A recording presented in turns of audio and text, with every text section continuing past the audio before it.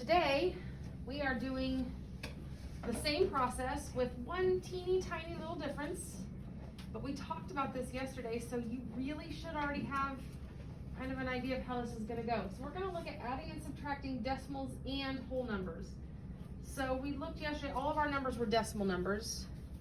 Today, we're going to look at mixing in a whole number, which means there's no decimal point and then decimal places after the whole number.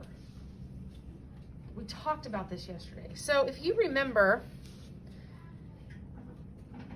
well, first let me say this. The most important rule with adding and subtracting decimals and whole numbers is it's the same rule as yesterday.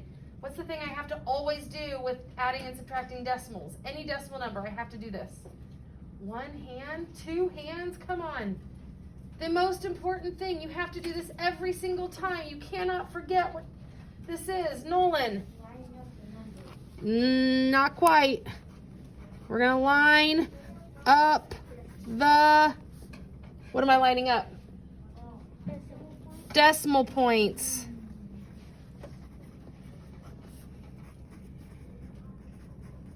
Line up the decimal points. But wait!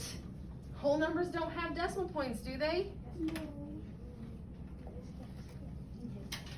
Oh, I'm hearing it. I'm hearing it. Okay, so yesterday, I don't think I have yesterday's paper, but I can still do this. Yesterday we talked about a long time ago when you were in first grade, second grade, third grade, and your teacher taught you to add, I think I used something like this.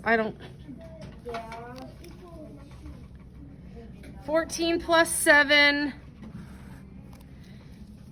And I said, you had to line up the end of the number. But then I said, but wait, what you actually were doing was lining up the decimal points. Because whole numbers have decimal points. We just don't see them. We don't need them when we're writing just a whole number, so we don't write them down and then we don't see them, but they're still there. So let's think about this.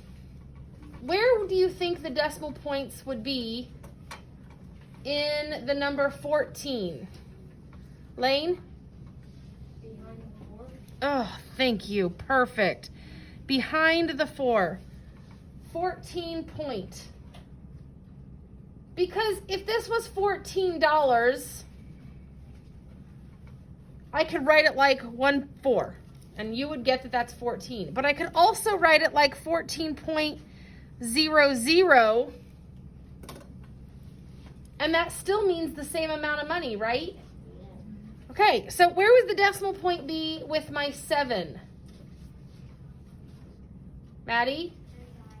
Right behind it. If this were $7, it would look like this. And it's the same value.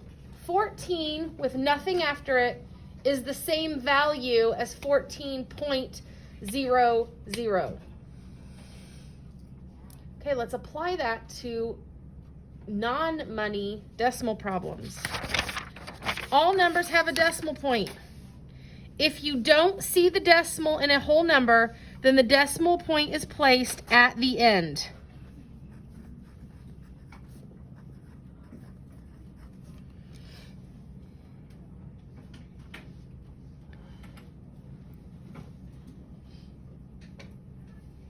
It's always at the end when you don't see a decimal point, when it is a whole number.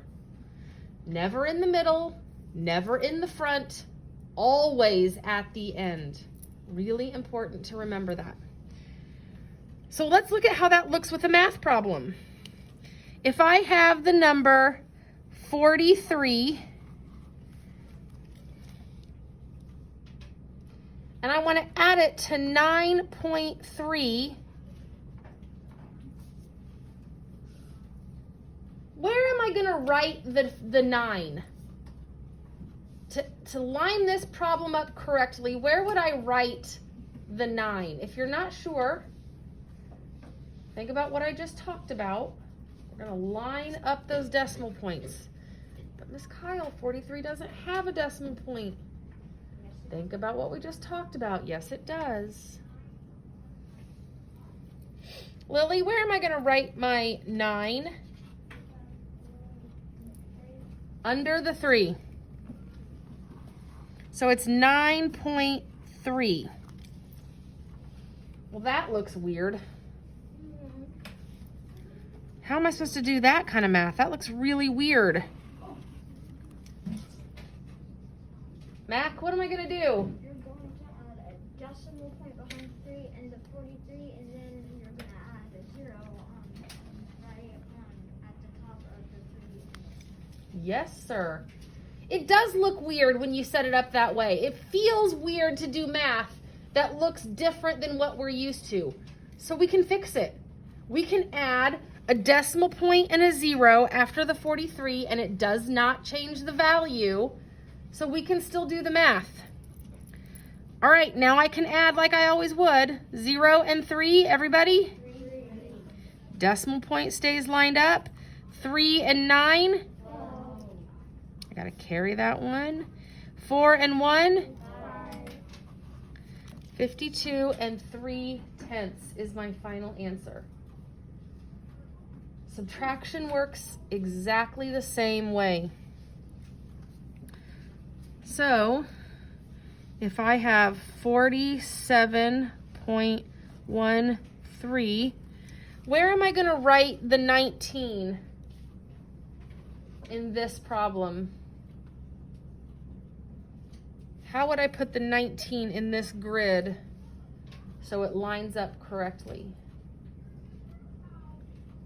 Think about all we've talked about. Look at it. Finley, what do you think? Put the 1 under the 4 and the 9 under the 7. Very good. Okay, but that looks weird. That doesn't work for me. That looks weird. What do I do to make it not look weird now? Brayden? I can add a decimal point and 2 zeros. Very good. All right. So let's go ahead and do our subtraction. 3 minus 0. 1 minus 0. And then my decimal point. 7 minus 9. Oh, thank you, goodness. I was so worried someone would tell me it's 2. No. All right, so someone explain to me what I'm going to do here. This is just a quick review. Oh, Nolan. You would cross the 7 out and cross the 4 out. The 4 shall become a 3, and the 7 shall become a 17. Yep, we're regrouping. So 17 minus 9, everyone? 3 minus 1? 2. All right, excellent. All right, we're going to do the bottom 3 on our own, and then I'll have people come up and share those with the class.